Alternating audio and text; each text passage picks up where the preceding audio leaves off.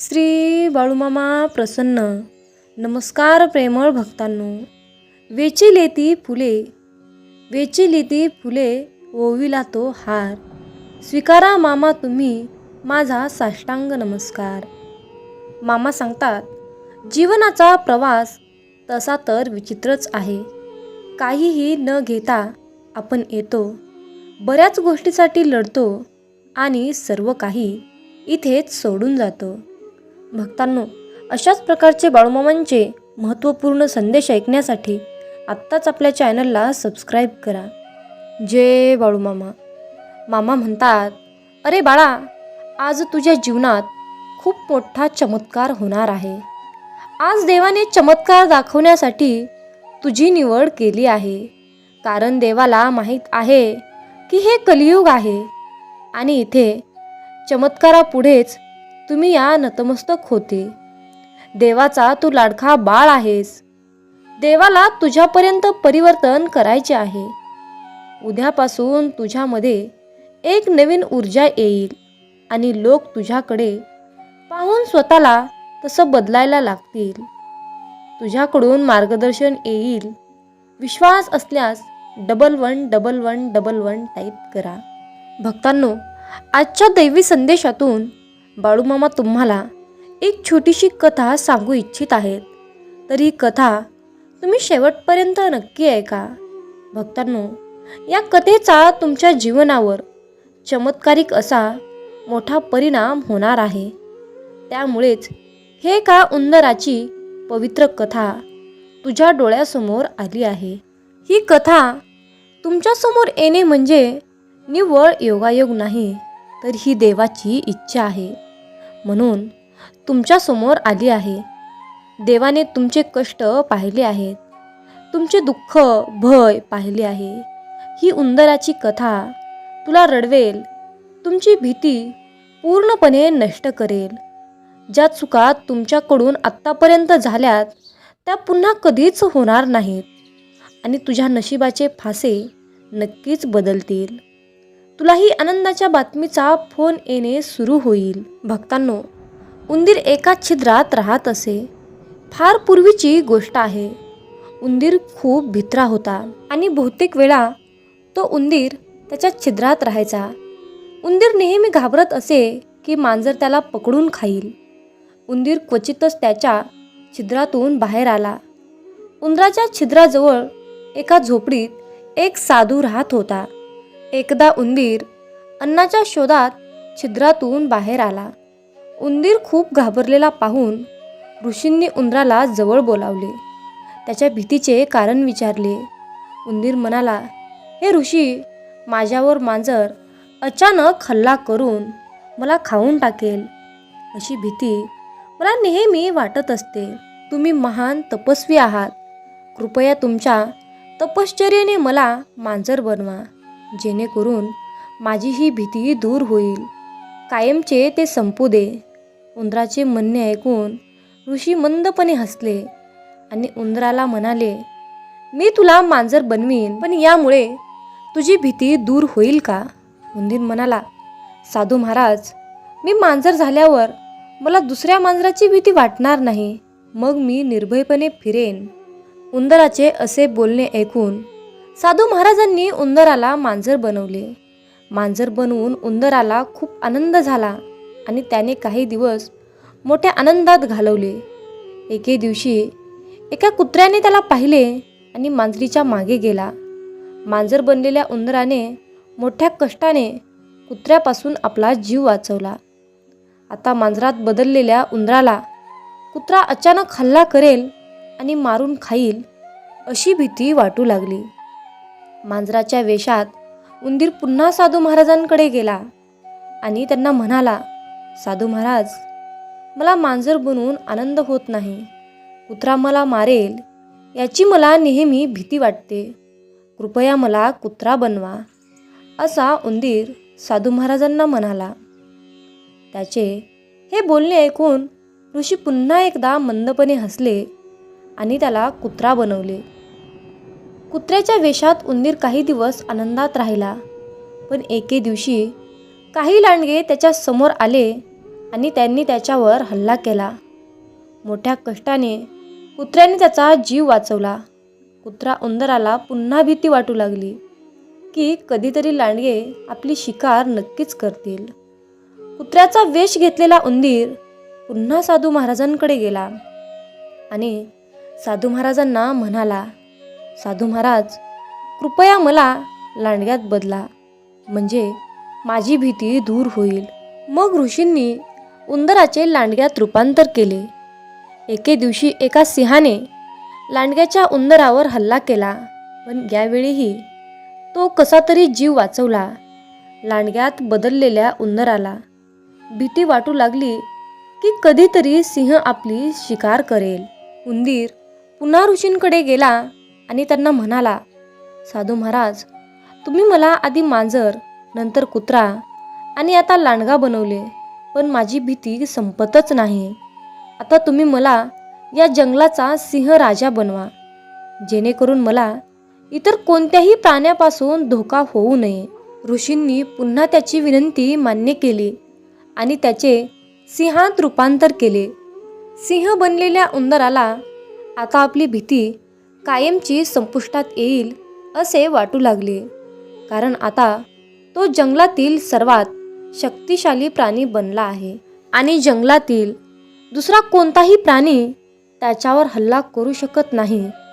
एके दिवशी जंगलात कुठून तरी शिकारी सिंहाची शिकार करण्यासाठी येतात आणि सिंहाला पकडण्यासाठी जाळे पसरवतात आणि सिंह त्या जाळ्यात अडकतो. सिंहाला बनलेल्या उंदराला आता भीती वाटू लागली की शिकारी येताच ते त्याला गोळ्या घालून ठार करतील. तो उंदीर असता तर सहज जाळे कापून जाळ्यातून बाहेर आला असता असे त्याला वाटू लागले. परंतु त्याच वेळी ऋषी कुठेतरी जात असताना सिंहाच्या वेशात एक उंदीर जाळ्यात अडकलेला पाहून त्यांच्या जवळ आला. ऋषींना पाहताच पुन्हा उंदीर बनण्याची विनंती केली. ऋषींनी सिंहाला परत उंदीर बनवले. उंदराचा जन्म होताच त्याने जाळे कापले आणि तो जाळ्यातून बाहेर आला. उंदीर हात जोडून साधू समोर उभा राहिला आणि म्हणाला, साधू महाराज, तुमच्या मंद हास्याचे रहस्य मला समजले आहे. कोणताही प्राणी मोठा असो वा छोटा असो किंवा कमकुवत असो की शक्तिशाली असो, काही उणिवा असतात, परंतु जीवनात या उणिवांना न घाबरता आयुष्यात नेहमी पुढे जावे म्हणून देवाने आपल्याला हे सर्वश्रेष्ठ आयुष्य दिले आहे. त्याबद्दल रडत बसू नका. जे आहे त्याची किंमत ओळखा. ते तुमच्यासाठी खूप महान आहे. तुमची अपेक्षा देवाकडे करत आहे. त्या अपेक्षापासून तुम्हाला दुःख होऊ शकतं. ते मिळाल्यावर तुम्हाला सुखही मिळेल. हे कशावरून? जे आहे त्यात आनंदी राहायला शिका आणि तुमच्या कमकुवत ध्येयाला घाबरू नका. त्याला खंबीर बनवा. धैर्याने काम घ्या. न घाबरता, न दुःखी होता जीवन जगा. तर भक्तांनो, ही कथा तुम्हाला कशी वाटली कमेंट करून नक्की सांगा. मामा सांगतात, आयुष्यामध्ये माणूस दुःखी असणे म्हणजे त्याला कारणीभूत फक्त त्याच्या स्वतःच्या चुका असतात. दररोज तुम्ही दिवसभरामध्ये केलेल्या सर्व चुकांची माफी देवाकडे मागा आणि तुम्ही तुमच्या चुका स्वीकारा. परमेश्वरासमोर स्वतःला नम्र करा. तो नक्कीच तुम्हाला उंच करेल. मामा म्हणतात, जर का माझा भक्त मला नम्र होऊन माझ्याकडे माफीची प्रार्थना करत असेल, चुकांबद्दल माफी मागत असेल, तर मी त्याला स्वर्गातून ऐकून नक्कीच क्षमा करेल. मामा सांगतात, हवेतील पक्षाकडे पहा. ते पेरत नाहीत, कापणी करत नाहीत किंवा धान्य कोठोरामध्ये साठवत नाहीत, तरीही आपण त्यांना खायला देतो. मग तुम्ही त्या पक्ष्यांपेक्षाही जास्त मौल्यवान नाहीत का? चिंता करणे सोडून द्या. उद्या काय होईल, उद्या कसे होईल, माझे काय होईल, माझे कसे होईल, अशी चिंता सोडून द्या. उद्याचा दिवस तुम्ही पाहिलेला नाही किंवा उद्याचा दिवस कोणीच पाहिलेला नाही. त्यामुळे उद्या भविष्यात काय घडणार आहे ते कोणालाच माहीत नसते. म्हणून आजचा दिवस आनंदी जगा. उद्याचा विचार करू नका. तुम्ही तुमचे प्रामाणिक प्रयत्न करत राहा. सर्व काही तुमच्या चिंता त्या परमेश्वरावर सोडून द्या. तो परमपिता परमात्मा जे काही करणार आहे ते चांगल्यासाठीच करणार आहे हे लक्षात असू द्या. मित्रांनो, त्या भगवंताने एवढं मोठं सुंदर आयुष्य आपल्याला बहाल केलं आहे. त्या परमेश्वराचे आभार मानायला शिका. त्याकडे काहीच मागू नका. तो परमपिता परमात्मा ब्रह्मांड नायक, त्याला सर्व काही माहीत आहे. तो पाहत आहे. तो तुमच्या चिंता समजत आहे. तुमच्या डोळ्यातील अश्रू पाहत आहे. तुमच्या प्रार्थना ऐकत आहे. म्हणून फक्त तुम्ही तुमच्या चिंता सोडून देऊन तुम्ही तुमचे आयुष्य चिंतामुक्त जगा. बघा, तुम्हाला जीवनाची नवीन दिशा नक्कीच मिळेल. म्हणूनच मामा म्हणतात, मला उगम नव्हता मला अंत नाही. मला उगम नव्हता मला अंत नाही. मी त्रिलोक्याचा स्वामी नुसताच संत नाही. मी त्रिलोक्याचा स्वामी नुसताच संत नाही. हे ब्रह्मांडही थरथरते पाहून आपल्या मामांना. हे ब्रह्मांडही थरथरते पाहून आपल्या मामांना. मग काळाची तरी हिंमत आहे का जवळ यायला? मग काळाची तरी हिंमत आहे का जवळ यायला? मामा आज तुम्हाला सांगत आहेत, अरे बाळा, तू आयुष्यामध्ये नक्कीच यशस्वी होशील. फक्त तू चिंता करू नकोस आणि माझ्यावर पूर्णपणे विश्वास ठेव. अटळ विश्वास ठेव. अरे बाळा, तुझे जीवन तू चिंता करून व्यर्थ घालू नकोस. मी तुला चॅम्पियन बनवले आहे. कारण बाळा, तू माझे बाळ आहेस आणि मी तुझ्यावर प्रेम करतो. तुम्ही आयुष्यात किती पुढे आला आहात याचे कौतुक करण्यासाठी थोडा वेळ द्या. तुम्ही खूप अंतर पार केले आहे आणि असाच प्रयत्न करत राहिलात तर तुमच्या आयुष्यातील कठीण आव्हाने तुम्हाला सोपी होऊन जातील. त्यामुळे तुम्हाला या क्षणी मजबूत होण्याची गरज आहे. मामा सांगतात, आयुष्यामध्ये जिथे तुमची कदर नाही तिथे कधीही जायचं नाही. जिथे तुमचा आदर केला जात नाही त्या ठिकाणी भरकटायचं नाही. जे लोक तुमचा आदर करत नाहीत, आपणही त्या लोकांची कदर करायची नाही. कारण स्वतःची किंमत वाढवण्याचा प्रयत्न करा. मित्रांनो, आपल्या प्रत्येकालाच वाटत असते की आपण मामांची सेवा करतो, भक्ती करतो. मामांनी आयुष्यामध्ये एकदा तरी आपल्या घरी यावं, आपल्याला दर्शन द्यावं असं आपल्याला प्रत्येकालाच वाटत असतं. परंतु मित्रांनो, यावर बाळू मामा काय म्हणतात हे लक्षपूर्वक ऐका. मामा म्हणतात, अरे बाळा, मी तुझ्या घरी तुला दर्शन द्यायला कोणत्याही रूपामध्ये येऊ शकतो. जर का तू मुक्या प्राण्यामध्ये मला बघत नसशील, गोरगरिबामध्ये मी तुला दिसत नसेल, आंधळ्या पांगळ्यामध्ये मी तुला दिसत नसेल, लहान बाळामध्ये मी तुला दिसत नसेल, मुक्या प्राण्यामध्ये मी तुला दिसत नसेल, मुक्या पक्षामध्ये मी तुला दिसत नसेल, तर माझ्या बाळा, आयुष्यामध्ये मी तुला कधीच भेटणार नाही. जर तुला माझं दर्शन घ्यायचं असेल तर तू गोरगरिबांची सेवा कर, मुक्या प्राण्यांची सेवा कर, अन्नदान कर. दान हे सर्वश्रेष्ठ आहे. त्यामुळे आयुष्यामध्ये दान करायला शिक.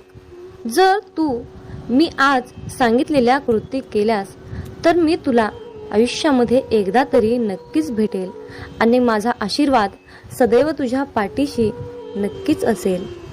यापेक्षा तुला दुसरे पुण्य कमवण्याची किंवा कसल्याही प्रकारची सेवा करण्याची मुळीच गरज नाही.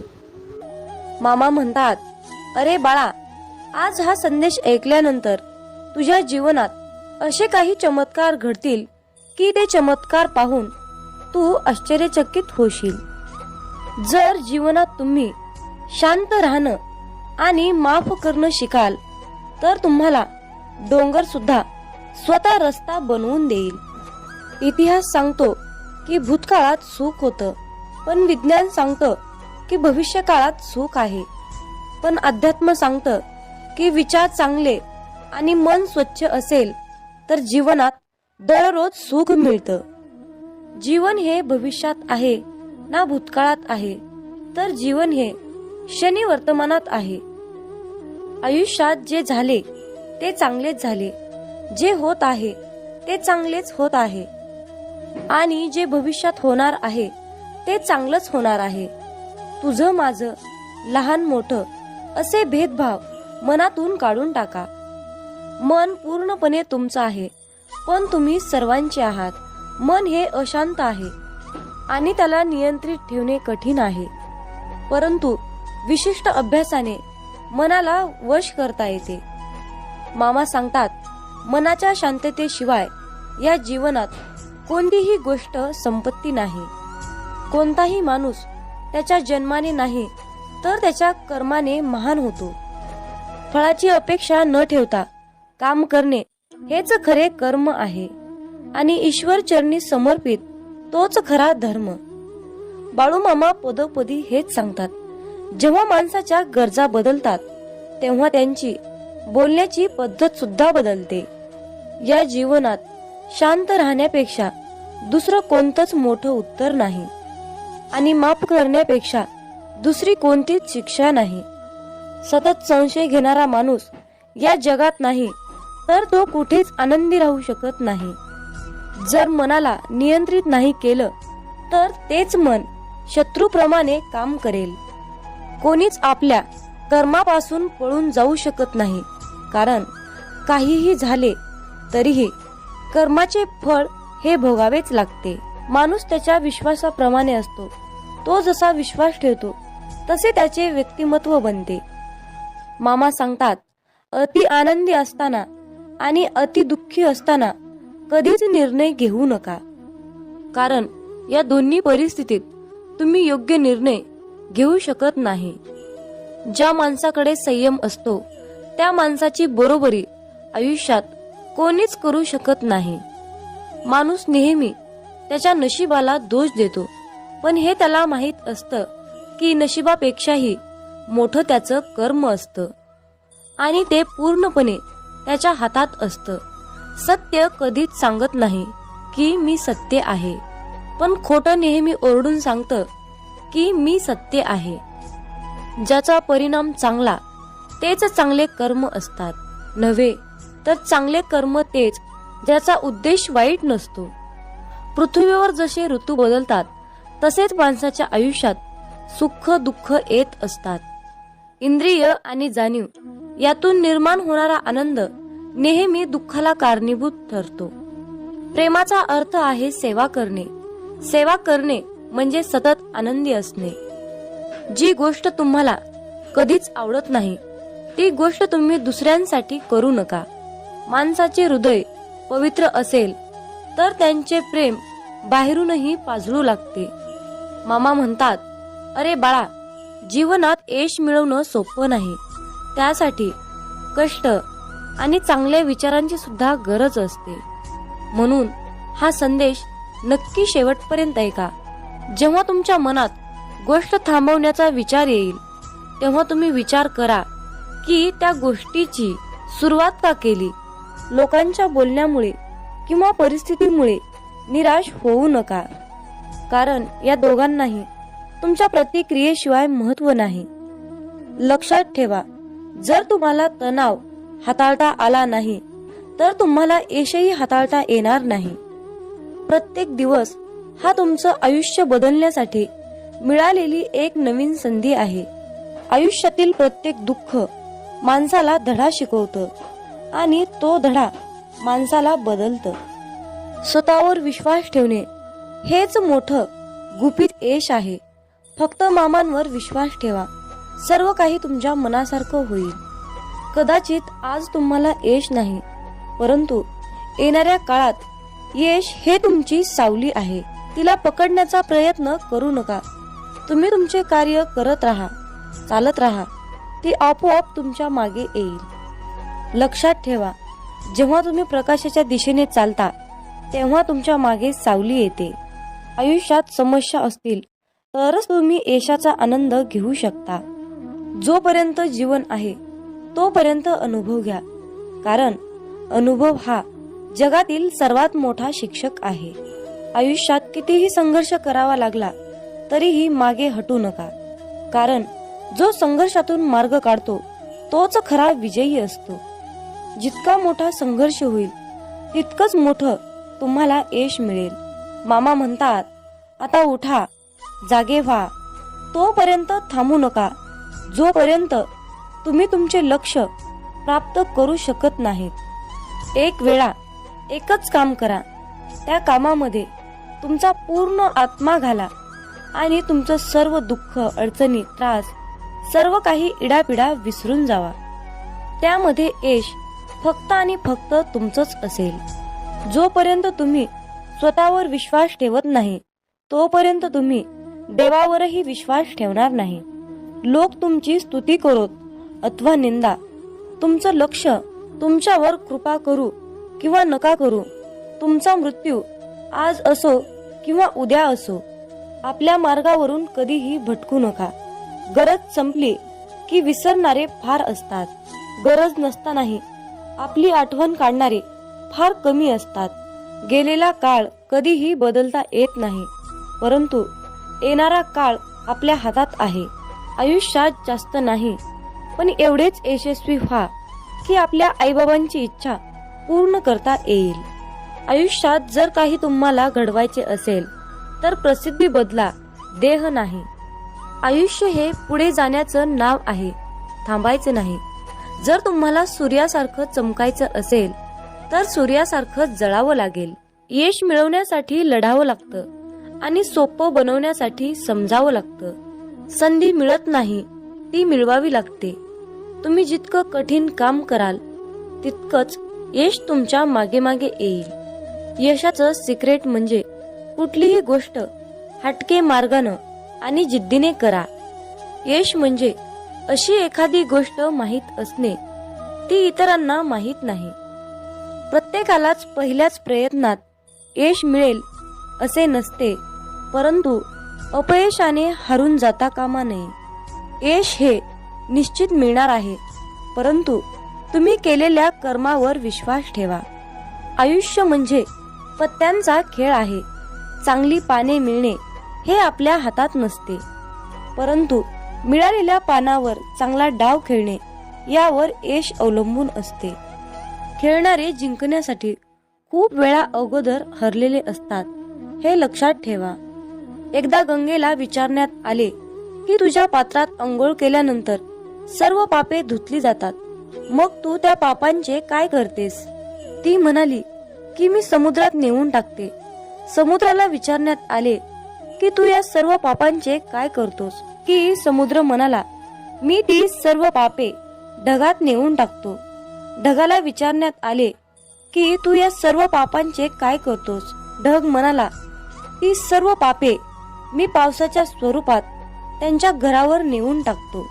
लक्षात ठेवा, कालचक्र असेच आहे. तुम्ही जे करणार तेच तुम्हाला परत मिळणार. भगवंत जसा ठेवेल तसेच राहण्याचा प्रयत्न करा. समाधानी राहा. ठेविले अनंत तैसेची, राहावे चित्ती, असू द्यावे समाधान. जय बाळूमामा. मित्रांनो, खूप जणांना असा प्रश्न पडतो की आम्ही मांसाहार करतो, तर आम्ही बाळूमामांची सेवा करावी की करू नये? त्याचबरोबर मांसाहार केल्यावर इतर देवतांची सेवा करावी की नाही? मांसाहार करायचं नाही असं म्हटलं तरीही तो अडथळा बनून मध्येच येतो.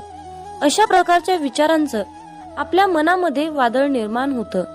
तर पण मांसाहार करून बाळूमामांची सेवा कशी करायची? मी मांसाहार करत नाही, परंतु घरातील सर्वच कुटुंब मांसाहार करतात. पण त्या दिवशी मी बाळूमामांची सेवा करू शकतो की नाही? मांसाहार केल्या दिवशी सेवा करावी की नाही? कशी करावी? कोणते नियम पाळावे? अशा प्रकारचे प्रश्न आपल्या मनामध्ये गोंधळ घालतात आणि मग अशा विचारातून सेवेमध्ये मन लागणं खूप कठीण असतं. त्यामुळे तुमच्या मनात असलेल्या सर्व प्रश्नाची उत्तरे आज आपण पाहणार आहोत. आपल्या सर्वांची इच्छा असते की बाळूमामांची सेवा मी करावी, परंतु मांसाहार या कारणामुळे आपल्या मनामध्ये नकारात्मकता वाढण्याचं काम करते. एकीकडे आपल्याला वाटतं की आज आपण बाळूमामांची सेवा करावी, पण दुसरीकडे आपण मांसाहार केलेला असतो. आपलं मन, आपलं अंतःकरण अशुद्ध असतं. पण जेव्हा आपण शुद्ध शाकाहारी अन्न ग्रहण करतो तेव्हा आपल्या मनामध्ये कुठलेही नकारात्मक विचार आपल्या मनात येत नाहीत. पण जेव्हा तुम्ही मांसाहार अन्न ग्रहण करता तेव्हा तुम्ही स्वतःला अशुद्धरित्या अयोग्य समजता आणि तेव्हा आपल्या देवतांची, आपल्या बाळूमामांची सेवा करणे अयोग्यच असते. ज्या दिवशी घरामध्ये मांसाहार जेवण बनलेले असते त्या दिवशी घरात दररोजच्या सारखे प्रसन्न वातावरण नसते. घरामध्ये अशांतता वाटते. जर तुम्ही त्याकडे अतिशय बारकाईने लक्ष दिले तर तुम्हाला त्याचा अनुभव येईल. मांसाहार हा बाळूमामांच्या सेवेतील अडथळा बनू शकतो. त्यासाठी त्यावर एक उपाय आहे.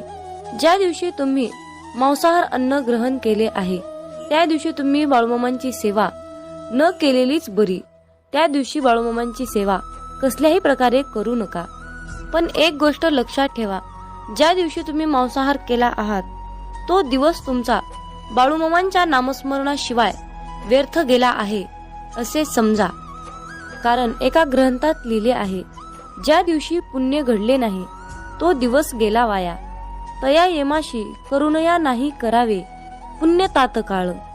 या वाक्याचा अर्थ असा आहे, ज्या दिवशी आपल्या हातून पुण्य घडणार नाही तो दिवस आपला वाया गेला आहे असे समजावे. परंतु त्या येमाला दया नसते म्हणून तात्काळ पुण्य करावे लागते. परंतु या मांसाहारामुळे आपला एक दिवस मात्र व्यर्थ गेला हे मात्र निश्चित आहे. हे सर्व प्रश्न तुमच्या मनातील झाले. पण तुम्ही तुमच्या स्वतःच्या मनाला प्रश्न विचारा की मी मांसाहार करतो हे बाळूमामांना आवडत असेल की नाही, याचे उत्तर तुम्ही शोधण्याचा प्रयत्न करा. ही माहिती अनेक माध्यमातून एकत्रित केलेली आहे, त्यामुळे कुणीही याचा संबंध अंधश्रद्धेशी जोडू नका हीच विनंती आहे. मामांचे प्रेम समजण्यासाठी आपले मन पूर्णपणे शांत ठेवावे. जेव्हा आपले मन शांत असते तेव्हा ते खूप शक्तिशाली असतात. मित्रांनो, मेंढी माऊली असं नाव मुखामध्ये घेतलं की पटकन आपल्या डोळ्यासमोर बाळूमामांची मूर्ती उभी राहते. श्री खंडेरायांचा अवतार मानण्यात येणाऱ्या श्री संत बाळूमामांचे अनेक भक्त आहेत. मामा सांगतात, नेहमीच चांगले कर्म करत राहायचे, एक ना एक दिवस त्याचे फळ मिळणारच. जे बाळूमामांच्या सेवेमध्ये तल्लीन होऊन मामांची सेवा करतात त्यांना बाळूमामा नेहमीच संकटातून तारतात. आयुष्यात कितीही संकटे आली तरीही बाळूमामांचे नामस्मरण केल्यानंतर आणि बाळूमामांनी जीवनाबद्दल सांगितलेले सार लक्षात घेतल्यानंतर नक्कीच जीवनाचे सार्थक होते. बाळूमामांची अगाध महिमा आणि त्यांनी त्यांच्या अवतारामध्ये केलेले कार्य हे अपार आहे. रोजच्या जीवनात आपण कसेही जगतो, पण आपल्या आयुष्यात काय बरोबर आहे आणि काय चुकीचे आहे हे पडताळणे अत्यंत महत्वाचे आहे.